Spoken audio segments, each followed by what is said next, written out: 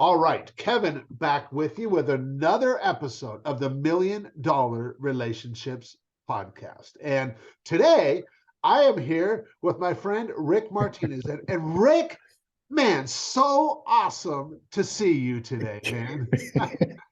And that intro makes me smile.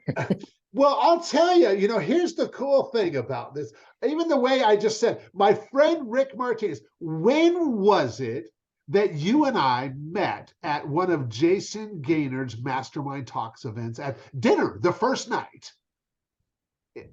6 years ago, 7 years ago. Something like that. It's been a while.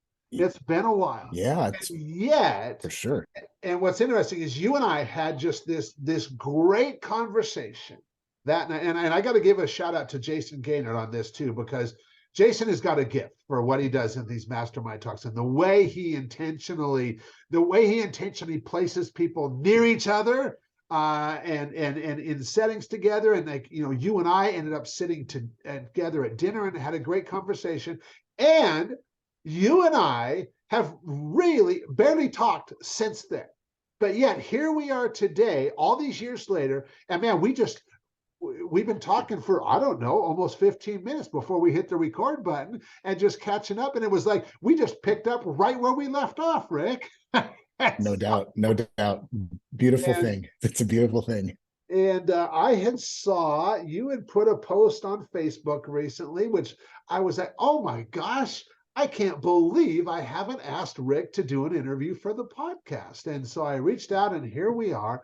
And, what a testament to the power of relationships, that's what this podcast is all about, is that, here you and I are picking right up on our conversation, like we've been friends forever. And it's just, we just get to pick up right where we left off. And that is the power of relationships. And so what I would like to do is just kind of start off by turning it over to you so that you can, set a little bit of context, share your background. What do you do?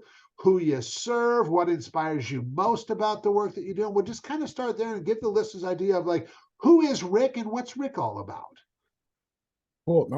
No, Kevin, ditto everything you said. It's refreshing and enlightening and just so cool to actually see you after all these years. And it is just like never left off. Yeah.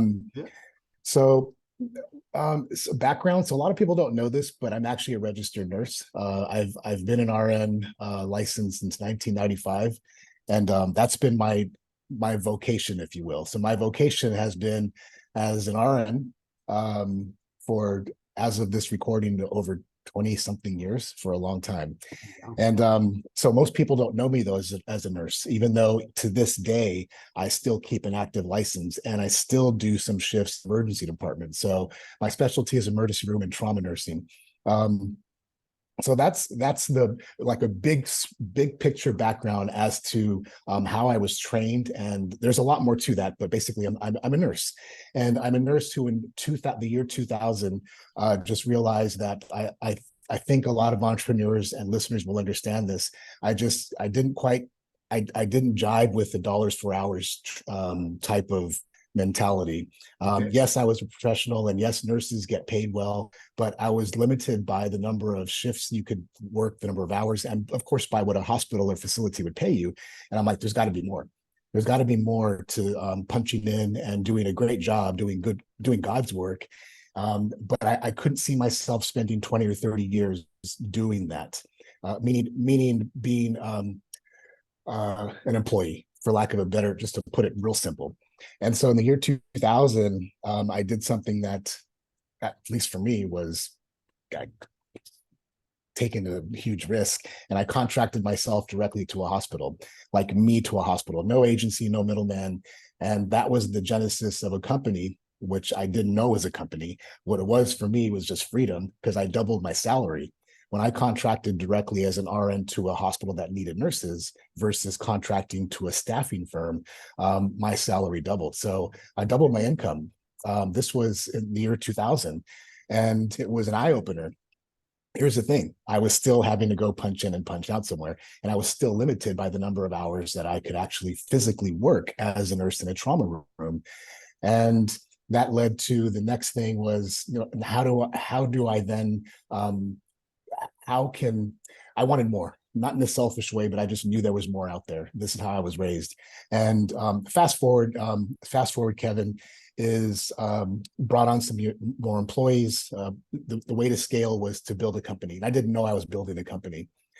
We built a staffing firm. The staffing firm, which is a very unsexy business, became my heart and soul and my calling, because now I was able to place other nurses in the hospitals all over Central Texas and then the state of Texas. And so background is I'm a nurse.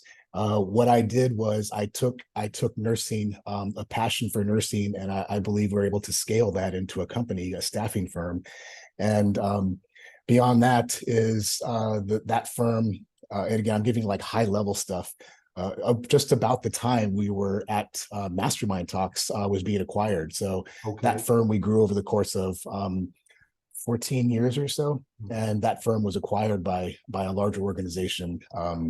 And so then I was not only a nurse and a founder and a CEO and an entrepreneur, but I was now, I guess, the quote unquote proud owner of having had an exit under my belt. And that exit was transformational in a lot of different ways, neither good nor bad, just something that I don't know that a lot of people experience or can really grasp when you identify as something and then that something is gone. And a part of that journey also, Kevin, was I was an Army nurse. So I was a military officer at that time. So at about, that was just before, right after 9/11. I had been in the service back in the late 80s. I'm in my 50s now, but I actually flunked out of college and joined the Army and was enlisted in the late 80s, early 90s, right before Desert Shield, and went back in as an Army nurse right after 9/11. And that's a whole different story. But I like to include that because the military, being enlisted and then as a military officer, as a nurse in the Nurse Corps, was also transformational. So that's kind of the big who am I? And I'm married, been married for over 20 something years. My wife, who was my first employee at the company, with my girlfriend then became my wife. So we built the company together. 3 kids. I have 2 grandkids now. And that's the high level. That's the 30,000 foot view of I guess of me. So and I was one of those people who, until doing a little bit of research for this podcast, I found out that you were a nurse. I did not know that before, that you were a nurse. And so now what, and I'm just going to ask this because I'm curious. I know, like, the work that you do now, you do a lot of writing for other people. And I'm just asking that because I just found that in doing my own research and found your website and all that. And so I want you, this is purely self-serving. I want to know more about that too. And so I'm happy to answer. Actually, that's what I do today. I'm a ghostwriter. To put it in one word. So I'm a ghostwriter. If I was to go back to, so let me rewind, stop a sec. So interestingly enough, just last night, literally last night, I was sitting downstairs by the fireplace with a friend of ours who's a teacher, and we were talking about writing. And she's a teacher, and she says, "Rick, do you remember like when you were struck or sparked with the teacher or the person or the moment?" And I said, "Yes, it was 6th grade when I was assigned an essay to do, and I loved it. I loved everything, the creativity, the ideation, then the actual writing, and then seeing a story and being able to read it." And that the reason why that matters is because I realized I fell in love with writing when I was 12 years old. I loved it. Even as our companies grew, we had multiple companies. I always wrote the newsletters. I wrote the emails that went out to our databases and our lists. I always wrote our marketing pieces, not because I was good at that, but because I just loved to do it. Our companies couldn't understand it. Why are you the CEO doing the writing? It's like, because I like it. This is where I'm fired up and I'm fueled up. All that matters because I never wrote again up until probably about 5 years ago. I never wrote professionally. I never really wrote personally up until about we were coming into the COVID era, and I found myself on a remote island in Norway, and all I could do was write. And so I started writing. I started writing for myself. I wrote a book on poetry, and I re-engaged and reignited my passion for writing, and I published it. And um, more so is I started engaging with other writers, writing coaches, people who I know have been on your show, like Ian Stanley. I was part of one of his mastermind groups. Okay. So lots of high end writers. I got into their programs. I learned. I studied the art of writing, and where I'm going with it is that I thought, you know what I think I want to do now is I want to build my next career is going to be in writing. I want to be a full-time writer. I didn't know what type of writer. So I ghost wrote, meaning I wrote copy for companies. I don't like to say freelance writing because freelance it sounds like a commoditized word. So I ghost wrote for a Canadian firm. I wrote all their emails for them. I ghost wrote for a travel nurse staffing company. I wrote hundreds of blogs and articles for them and published them. Where I'm finding myself now, Kevin, and what I do and what you discovered, and I'm glad you brought this up, is now as is my truest passion is ghostwriting books.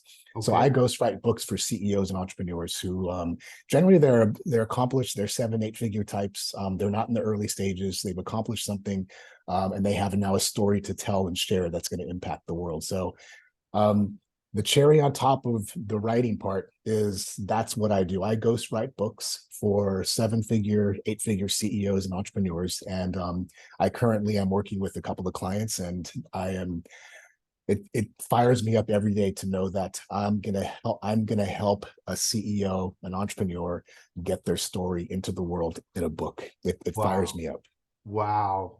That is so and as you were talking about how you really discovered that like you had this love of writing in 6th grade and didn't really put 2 and 2 together until just recently within the last few years that like, wow, this is something that I absolutely love, that I'm really good at. And I just and like and Dan Sullivan of Strategic Coach calls this unique ability, and I've had the same experience. And in fact, it was on during an interview on another podcast where that host started asking me about my childhood and growing up. And when we were kids, when I grew up in this small community where I was born up until 4th grade, and like everybody knew each other. It was a small community. I had all my friends and everything. And then we ended up moving because so my dad could be closer to work. He was commuting an hour each way to work every day. And we moved so dad could be closer to work and have two more hours with the family every day. Well, when we made that move, my whole world in 4th grade just changed. And I went from having this close connection with all my friends and the people in my life and just everybody around me to now knowing nobody and trying to be and just being the outsider trying to fit in. And it was it was a traumatic experience for me. And it wasn't until when I was in 11th grade, after my father passed away at the end of my 10th grade year, my mom insisted that she wanted to send my brother and I to private school. And so the public school I was at, we had like 900 kids in my class. Well, now all of a sudden I went to private school, 16 kids in my class in 11th grade. The whole high school had less than 80. But all of a sudden, because I had friends there, I had 2 friends that went to that school. They started like introducing me to all the other kids and stuff. And I right away, I found my peeps again. And I had this experience, and that last 2 years of high school, Rick, was the most amazing experience. I mean, I took 2 girls, probably the 2 cutest girls in schools, to my senior prom and stuff. And it was an amazing experience. And now I look back at this and go like, you know what? That's why you love being this connector and this facilitator of relationships, because you've had this experience. You see the value in relationships, and you want to just help other people see that value too and stuff. And it's the simplest thing for me to do just like your thing is the simplest thing for you to do, and like, we don't put this stuff together always on our own, that like, oh, I've loved doing this stuff for years. I've loved this for years, but it just took a conversation or somebody to point that out to us and stuff. And Yeah, so, wow, very cool, Rick. Very cool. interesting. So, okay, so I want to shift gears now. And so now that we've kind of set some context, I'm going to reiterate the question for the benefit of the listeners. So, have you ever been introduced to a person or persons that completely changed the course of your life or your business, so much so that much of what you have today would not be possible if not for this person? And Rick, I am just really excited to hear your story, your experience around this, and to give you the opportunity to just honor somebody who's had such a profound impact on your life and on your business. Yeah, Kevin, that it's a deep question. At least I take it as deep, because when I thought about it, I thought there's been a lot of people. There's been a lot of people who have entered my life and who have made an impact. And I went and thought about so many people, and the more I thought, the more I whittled it down to, but what were the transformative moments? What was it? Was it about business? Was it about writing? Was it about family? Was it about, and I just kept being drawn back to a very specific fish taco incident. I kid you not, fish tacos were heavily involved. So I touched on the part of me being an Army nurse, and I'm no longer in the service. I didn't retire. I did probably about total 8 years active duty and probably a few years reserve. Okay. But it was just after 9/11, and my company was already in full throttle mode. We were growing. I believe we'd already hit 7 figures in revenue. We were a very small staffing firm, and I was a reservist. I was an Army reservist. And after 9/11, it was a matter of not if, but when you were going to be tapped to go somewhere. You were going to be activated. It was going to happen with the deployment tempos after 9/11 and Iraq at that time, not Afghanistan. Pretty much, if you were any kind of reservist, you were going to be activated. Mm-hmm. And so I had this company that was growing, and ironically, at that time, we had transitioned our staffing company from private sector, which is like the traditional hospitals like you see downtown, to federal facilities. So we had transitioned our business model 100% into putting doctors and nurses into military hospitals. Meaning we backfilled and we staffed up military bases and hospitals across the country. And lo and behold, 9/11. So guess who gets pulled 9 times out of 10? Military doctors and nurses. And they're sent overseas to man combat support hospitals overseas and war zones. And that leaves the hospitals here critically short-staffed. Well, it just so happened that was our specialty, staffing doctors and nurses, civilians, into military hospitals. And so the reason why I shared that is because I was the CEO of a company that served the federal government. Our clients were military bases, military hospitals, the federal government, and local governments. And I also wore a uniform, meaning I was, for 2 days, for a weekend a month, an employee of the government as an officer. Yep. And here's why that matters, because they punched my ticket. They said, okay, you're being activated. And I knew I was excited. I could not wait to be activated. I was a trauma nurse. I was trained to take care of soldiers and Marines on the battlefield. That was what I did. I was the officer in charge of a small emergency detachment. And lo and behold, the government, Uncle Sam, in his unique wisdom, said, you're not going to Iraq, soldier. You're going to go to Washington, D.C. And I was actually shocked. So was my commanders here in San Antonio, where my unit was. They're like, okay, well, I guess they need you in Washington. And I thought, maybe I'm going to go work in some ER there. Maybe I'm just going to stop and transition and then go overseas, to the desert. And no, I went to Washington, and my orders were to serve at Walter Reed, which is the U.S. Army's flagship hospital, and also the center point of everything that was going on with our injuries and amputees and traumatic head injuries and everything that was happening overseas to our troops. They were pretty much funneled back to Walter Reed. I didn't know that then. I was just a little torqued that I was not being sent to the sandbox, that I was going to Washington. But I did it. I rose my hand, I swore an oath, and wherever they needed me is where I was going to go. So I was sent then to Washington, and I thought for sure I'm going to go work in the emergency room at Walter Reed. And nope, didn't go there either. They sent me to a floor, a standard generic unit, if you will, a ward. The military calls them a ward. And I got up to my first day on the ward, and I was an officer, and I was experienced. I had 10 years as a nurse under my belt. I get up to the ward, and I'm a first lieutenant. So you start as a second lieutenant. I was already a first lieutenant on my way to being a captain, and all of the younger nurses were fresh out of nursing school. That's literally how the type of floor it was. And I thought, excuse my language, Kevin, but I thought, what the fuck? I said, Lord, you got to be shitting me. You got to be kidding me. I said, I know I have more to give than being on a ward where there's brand new nurses out of nursing school. And I said, you've got to have a bigger plan. I'm going to trust it. Plus, I rose my hand.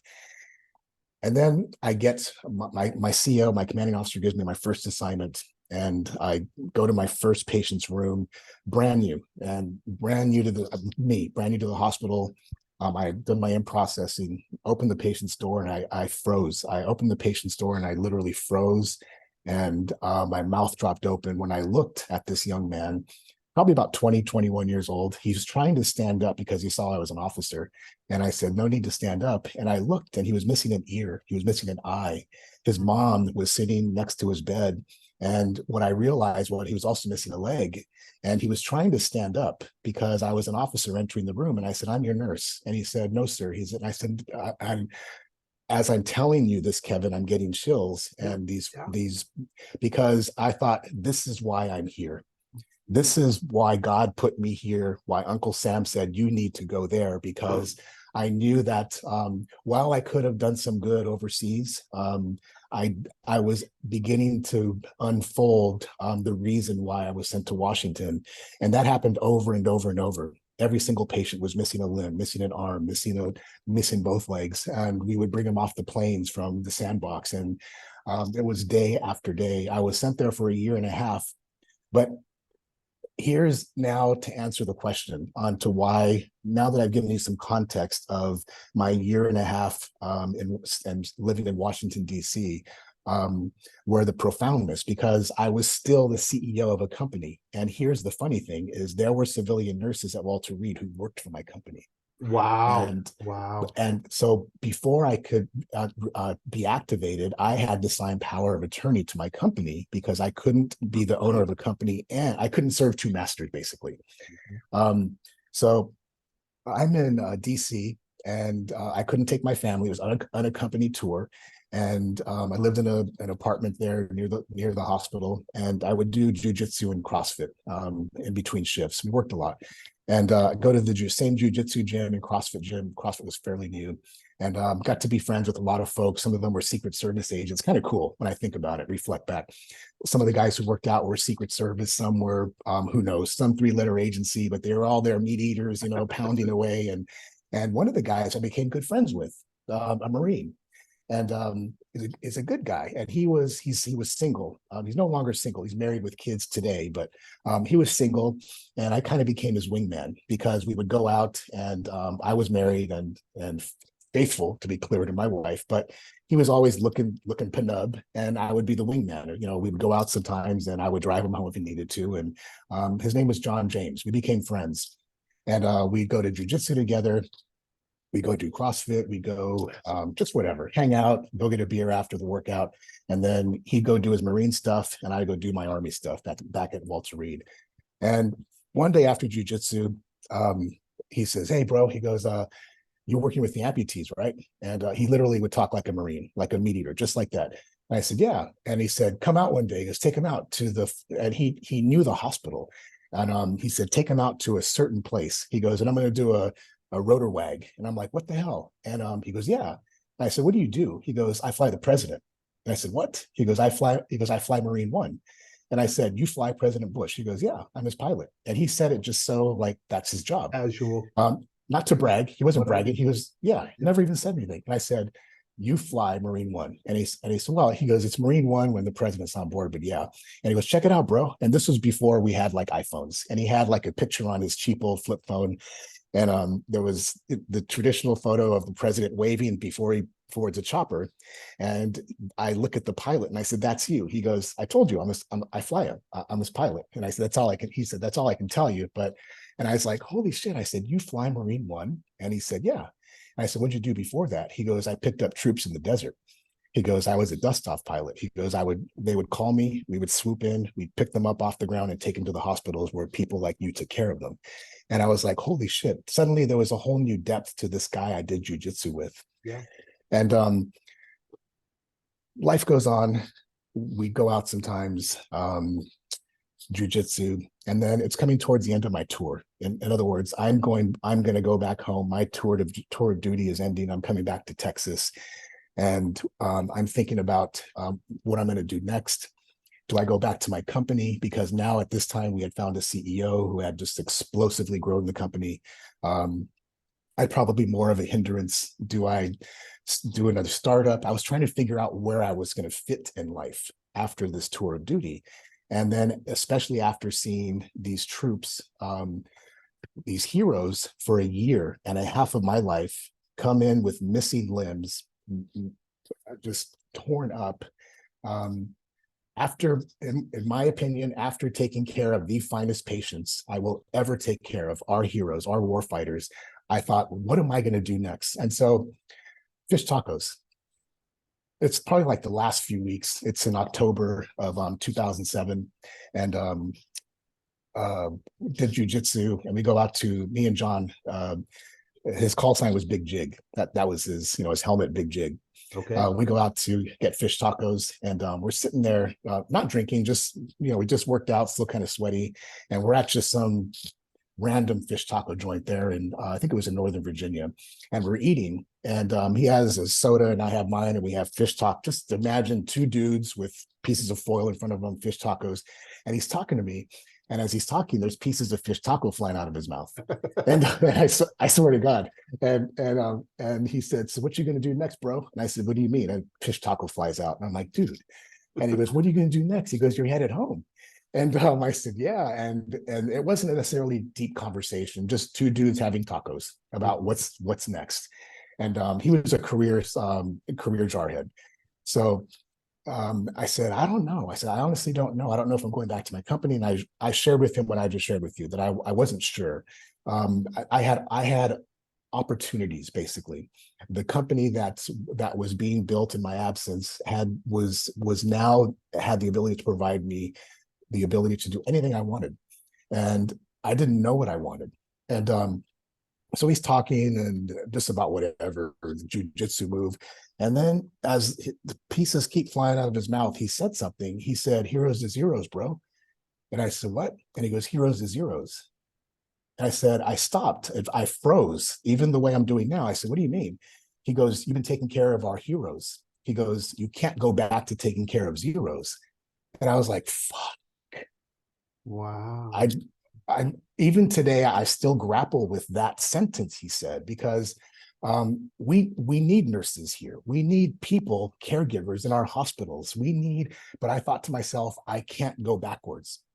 Whatever I do next, I cannot go backwards. I have to go forward, because what he said meant a few things to me. It meant what I already knew, that I had already taken care of the finest patients I will ever in my life take care of.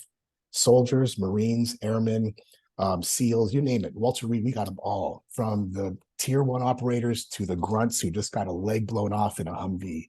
And I thought, these motherfuckers gave a piece of their lives, their bodies, so that I can choose to do something, and I'll be damned if I'm going to go backwards. I'll be damned if I'm going to go backwards. He said, heroes to zeros, bro, and fish tacos flying out of his fucking mouth, Kevin. And even today, I can't go back.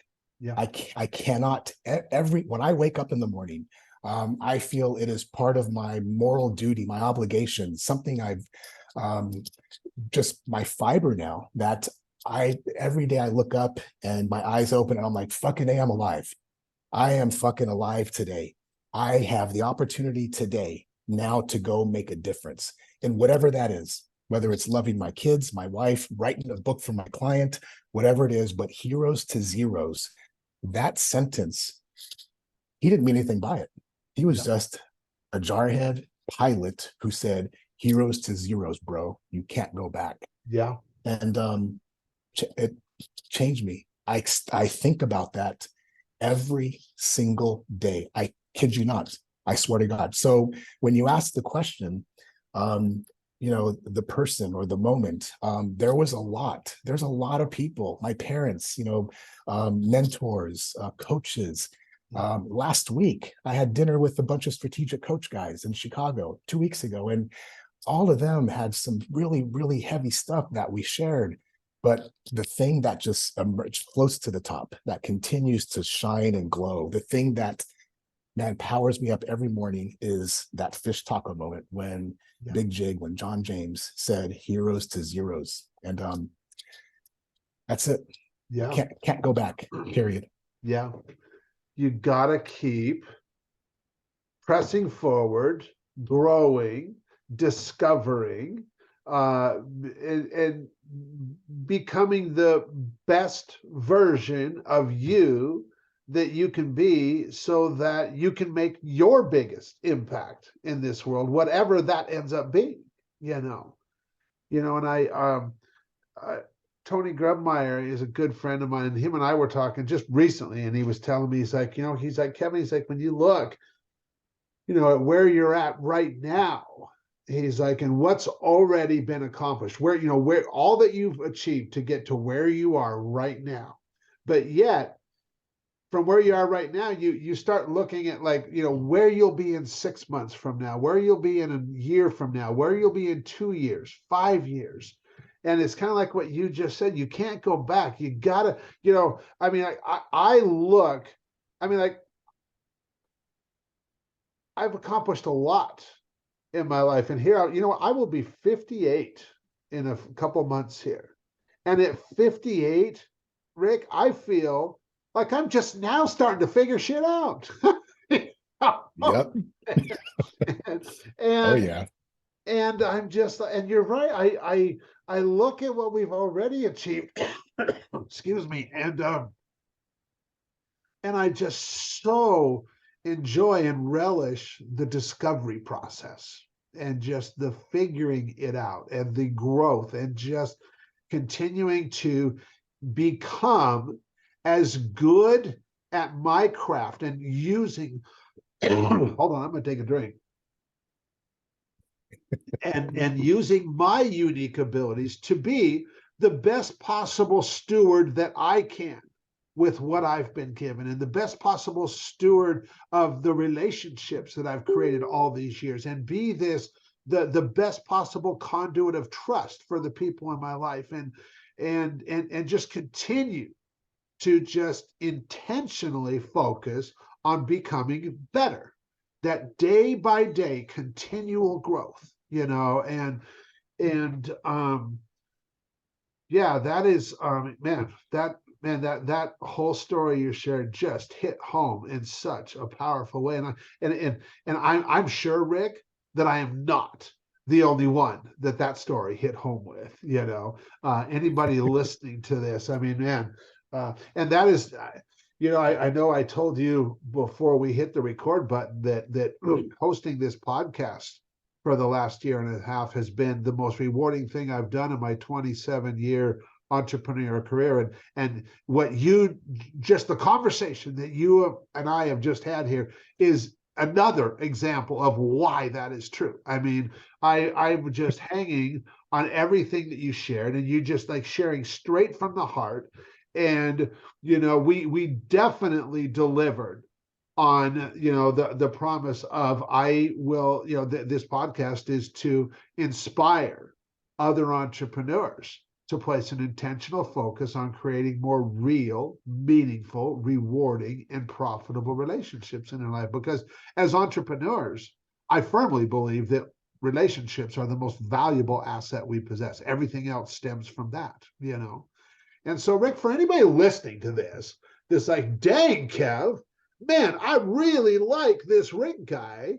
I love what he stands for. I love how he shows up. How can they find out more about you and the work you're doing in this world? How can they get more info, Rick?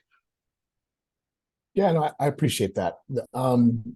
The easiest way is the website. It's therickmartinez.com. It's Okay. that simple. And if that's not memorable, they can go. I have one called ricktheghost.com. That's more Rick the geared Ghost. towards Okay. somebody who's, yeah, yeah. Rick the Ghost. That's a simple the people listening to this will understand. It's a simple landing page. It's for folks who are without a doubt looking to have a book written. But therickmartinez.com is kind of my social page, if you will, that talks a little bit more about what I do and more broad stroke. But yeah, Awesome. ricktheghost.com. Very cool. Well, Rick, I want to thank you so much for taking the time to have this conversation today, just to just sharing from your heart. Any last thing that you'd like to share before we call it a wrap? No, Kevin, this has just been like so. Your the question that you asked has it's even though I'm fired up and reinvigorated every day, it's an inferno now. The question and you allowing me to retell the story, to relive it, which I did as I told it. Yeah. It's reinvigorated me to, oh man, just seize the fucking day. And so I want to thank you for that, because I don't I don't think about it as much as I should. Yes, I think about the fish taco moment, but not in the way you just made me viscerally recall it and relive it. So I want to thank you for that. So appreciate that. Well, yeah, you're so welcome, and thank you. And yeah, I know.